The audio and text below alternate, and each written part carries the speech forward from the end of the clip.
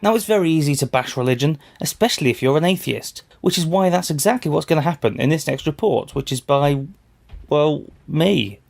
Here I am, earlier. There's no way this link could not have been awkward. Now, you may have seen in the news this week that Manchester's Jewish community have constructed the UK's largest Eruv. So, what exactly is an Eruv? I'll get to that in a moment. First, some Orthodox Jews obey the rules that say they can't do any work on a Sabbath. Like other religions, some people are more hardcore than others. Some people simply won't go to work, whereas others will refuse to even switch on the lights in their own home, as that breaks one of the many rules on what you can and can't do on the holy day. In Israel, this can be particularly problematic, as even hardcore religious people still need to live in the modern world. Lucky for them, there are many ways around the rules. Many lifts in Israel, for example, will operate automatically on Saturdays, simply stopping at every floor of a building rather than having the user press a button and thus breaking the rule about doing work. Similarly, lights are often triggered on a timer to stop people sitting in the dark.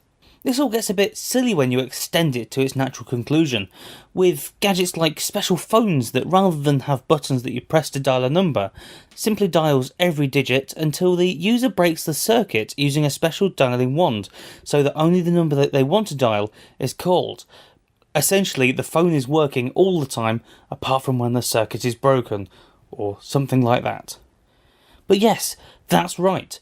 God has disallowed doing a whole bunch of stuff, but it's fine if you cheat him with this semantic, or should that be Semitic, workaround. It's not just Judaism either. Islam doesn't allow usury, or money lending as we know it, but some bureaucratic wrangling enables Islamic banking to work just fine. Islamic mortgages, for example, work by the bank buying the house at a price you agree with an estate agent, and then you buy the house from the bank at a higher rate, paying piece by piece at fixed intervals. It's a different way of achieving essentially the same outcome. Anyway, what about Eruvs? Apparently, under Jewish law, you're not allowed to push or carry objects like, say, a pushchair or a lawnmower outside of the home on the Sabbath. Luckily, Eruvs provide a handy workaround for this restriction.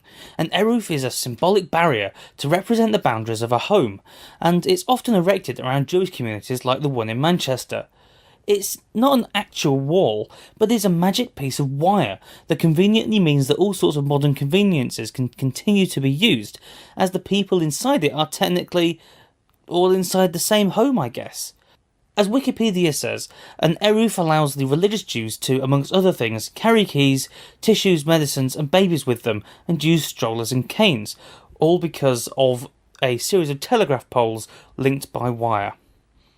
The new one in Manchester isn't the first in the UK either. There's loads, including at least 3 in London.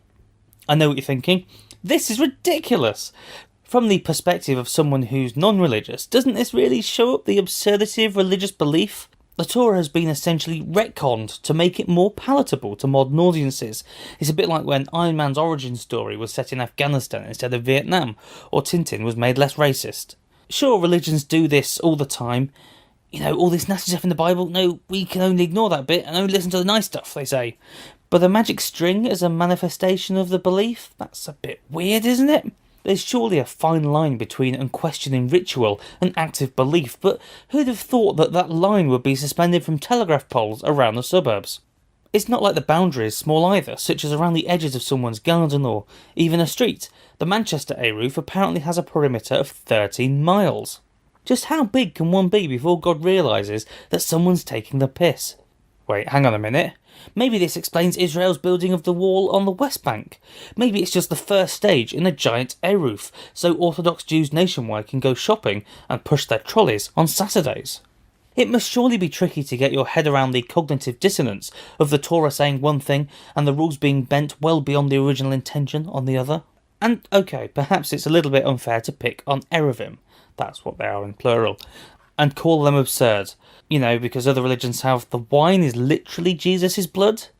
But it is another amusing highlight of the endless tension between religious belief and everyone realising that some of that ancient wisdom isn't quite so useful in the modern world.